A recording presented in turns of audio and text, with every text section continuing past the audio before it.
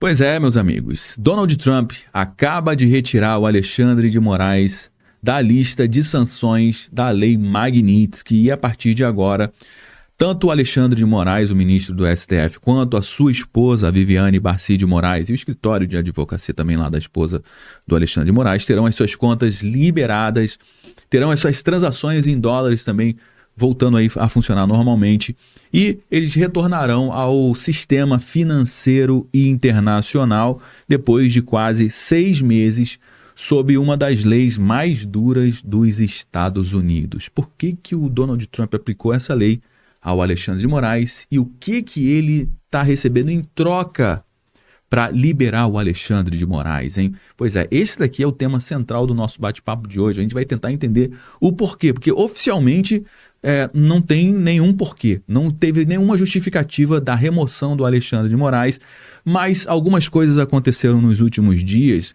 nas últimas semanas, e que poucas pessoas estão falando sobre isso, que pode sim ser o motivo por trás dessa retirada do Alexandre de Moraes dessa lei Magnitsky. Eu sei que tem muita gente aí que está comemorando, né? Tem uma galera que comemora isso, tem muita gente que está pé da vida, está atacando o Donald Trump também, mas a gente vai trazer essas nuances, colocar aqui na mesa para a gente tentar entender o motivo dessa retirada do Alexandre de Moraes da lei Magnitsky, que está causando muita polêmica, obviamente, isso já está sendo noticiado nos jornais aí do Brasil e do mundo inteiro, e a gente vai entender o que está por trás. Primeiramente, vamos trazer o anúncio oficial, vamos trazer a lista. Bom, essa foi a nota oficial que saiu lá no Office of Foreign Assets Control, a OFAC, vou traduzir aqui para o português, para ficar mais fácil aqui para a gente.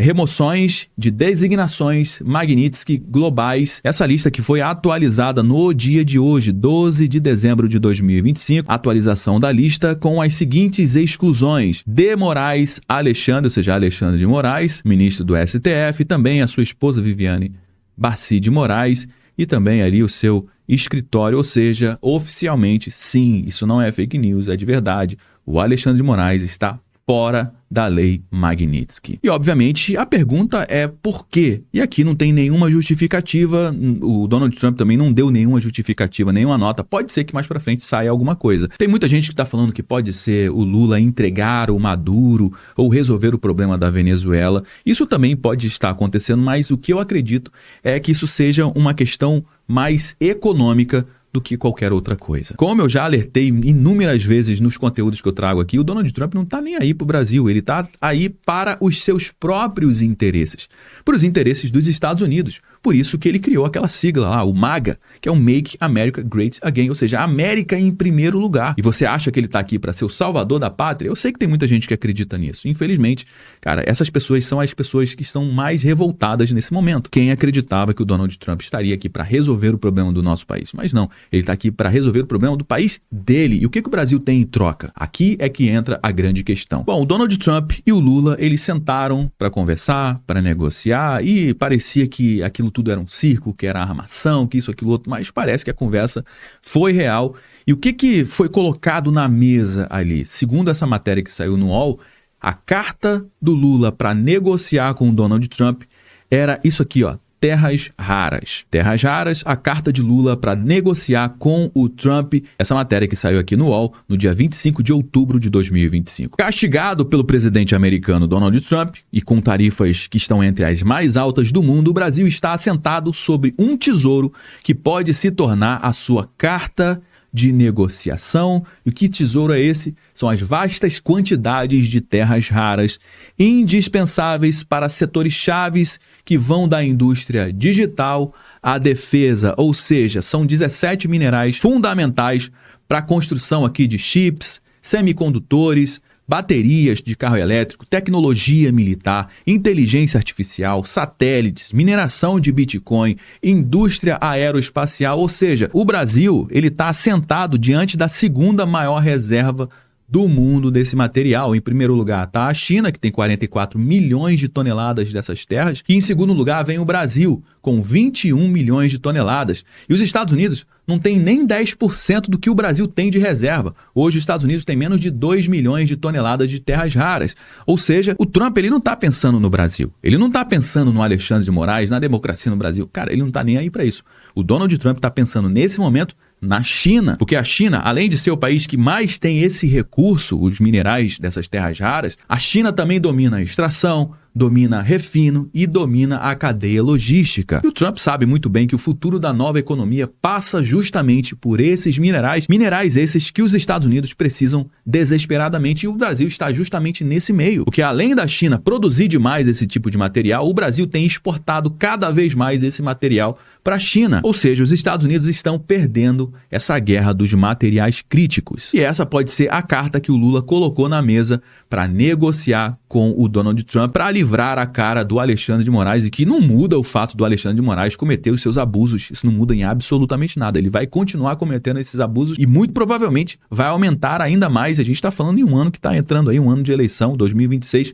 promete. Olha o que disse o ministro de Minas e Energias, o Alexandre Silveira, sobre essa conversa do Lula com o Trump e sobre essa carta na manga. Abre aspas. Vamos discutir sobre os minerais críticos. Quais as convergências dos interesses entre o que nós temos de potencialidade mineral e o capital americano para explorar esses minerais, respeitando a soberania nacional. E olha só o que disse o Lula sobre essas terras raras, né? O próprio Lula admitiu nessa sexta-feira que colocará na mesa com o Trump o tema das terras raras, abre aspas para o Lula.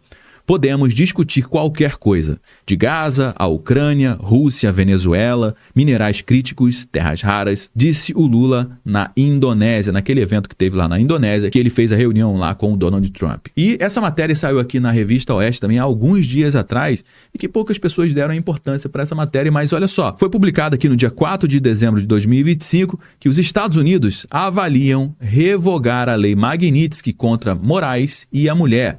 O acordo envolveria a concessão de terras raras brasileiras para a exploração norte-americana, ou seja, o Brasil sendo Brasil, continua sendo colônia dos países desenvolvidos. Além disso, o fim da censura contra as mídias sociais e colaboração mútua no combate ao crime organizado. Ou seja, se realmente acontecer aqui o fim da censura contra as mídias sociais e a colaboração mútua dos dois países contra o crime organizado, é algo positivo. E será que o Brasil deu alguma garantia para o Donald Trump com relação a isso? Que realmente eles vão dar isso aqui em troca por liberar o Alexandre de Moraes? Segundo fontes do governo americano, o pedido de revogação da lei Magnitsky chegou à Casa Branca e está em fase de análise. O cancelamento das sanções estaria condicionado a um acordo entre o Lula e o Trump.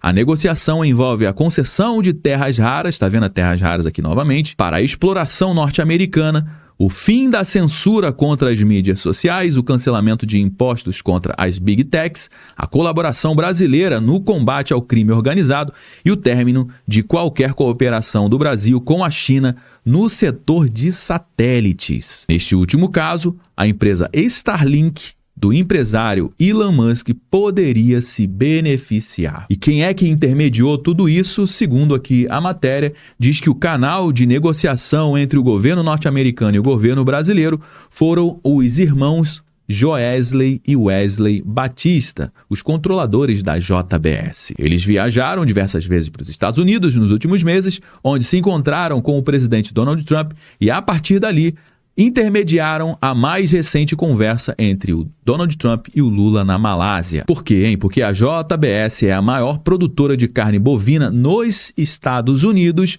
com mais de 25% de participação no mercado e mais de 40 bilhões de ativos globais, boa parte dos quais em território americano. A empresa foi a maior doadora da cerimônia de posse do segundo mandato do Donald Trump, com contribuição de mais de 5 milhões. Você está entendendo como é que funciona esse jogo, meu amigo? E agora, se esse realmente for o motivo por trás dessa queda das sanções contra o Alexandre de Moraes, e tudo indica que existe sim essa conversa de bastidores, como eu trouxe aqui as matérias, o Brasil ele vai entrar diante de um dilema histórico.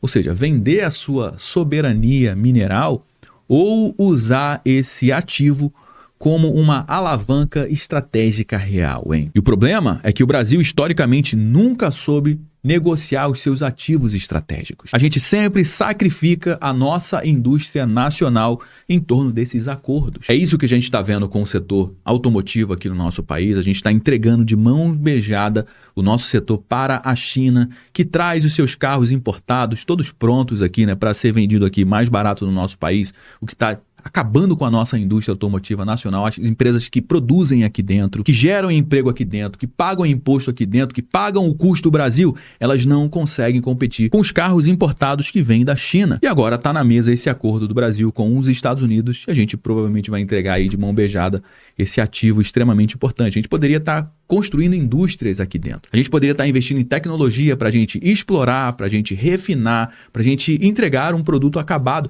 Isso tudo sendo produzido aqui dentro do nosso país. Mas o que a gente está percebendo é que vai acontecer novamente do Brasil entregar as suas riquezas de mão beijada para outros países. Infelizmente, essa é a nossa saga. A gente continua sendo uma colônia, só que agora uma colônia do século XXI. Bom, meus amigos, já trouxe algumas informações aqui no nosso bate-papo de hoje. Todo mundo já sabe que o nosso conteúdo não finaliza quando o vídeo acaba. Na realidade, só dei o start, eu só trouxe alguns elementos. Bora dar prosseguimento à nossa conversa aqui no campo dos comentários. Eu quero saber o que você acha disso tudo. Você é a favor ou contra dessa retirada do Alexandre de Moraes da Lei Magnitsky, hein? E mais, você acha justo o Brasil entregar de mão beijada os seus minerais críticos, algo que é extremamente importante para a nova economia, para livrar a cara do Alexandre de Moraes? Vale a pena isso? Deixa a sua participação aqui no campo dos comentários, que é extremamente importante para dar corpo aqui para a nossa conversa. Se você gostou do nosso conteúdo, deixe seu like, aproveite para se inscrever aqui no nosso canal também. Eu me chamo Josué Aragão, um grande abraço e a gente se vê agora no nosso próximo conteúdo.